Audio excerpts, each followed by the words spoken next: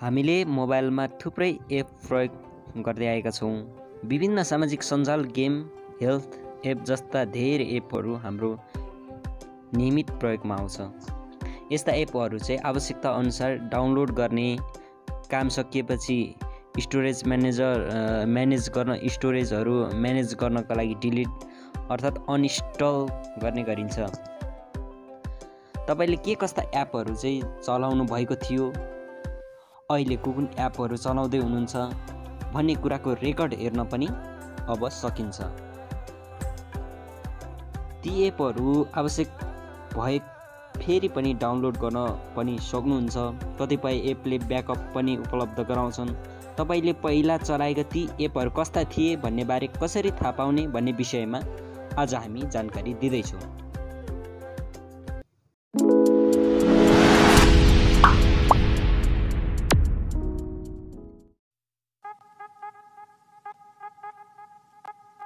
यसको लागि पहिले आफ्नो मोबाइलको चाहिँ प्ले स्टोरमा जानुहोस्। त्यसपछि माथि देखाइएको तपाईको प्रोफाइल आइकन ट्याप गर्नुहोस्। Manage apps and device select गर्नुहोस् र म्यानेजमा क्लिक गर्नुहोस् अनि इन्स्टल र नट इन्स्टल मध्ये नट इन्स्टल छान्नुहोस्। तपाईको इन्स्टल भएको एप्सहरू देखाउँछ, त्यसमा चाहिँ क्लिक गर्नुहोस् अनि तल चाहिँ नट इन्स्टल भन्ने चाहिँ हुन्छ, त्यो देखाइरहेछ, त्यसमा क्लिक गर्नुहोस्।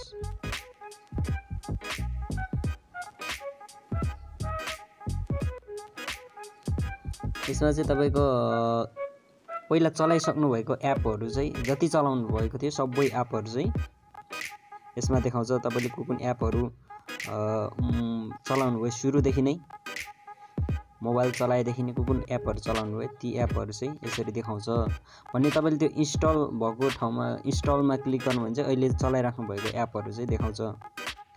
तपाईलाई यो एपहरू आवश्यकता लागेमा चाहिँ फेरि पनि डाउनलोड पनि गर्न सक्नुहुन्छ एपहरूलाई, नत्र यसलाई यहाँबाट पनि डिलिट गर्न हटाउन पनि सक्नुहुन्छ।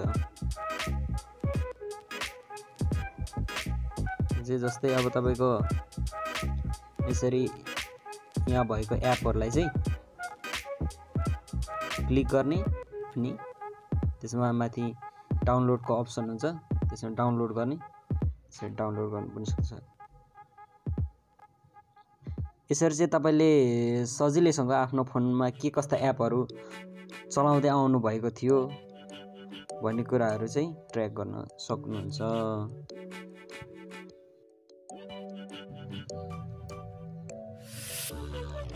दर्शकवृन्द, तपाईलाई आजको हाम्रो भिडियो कस्तो लाग्यो कृपया सल्लाह सुझाव कमेन्टमा लेख्न नभुल्नुहोला।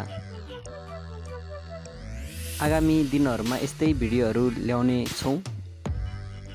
कृपया हाम्रो च्यानललाई सब्सक्राइब गर्नुहोला, लाइक गर्नुहोला, सेयर गर्नुहोला भन्दै आजको भिडियोबाट चाहिँ बिदा हुन चाहन्छु। नमस्ते।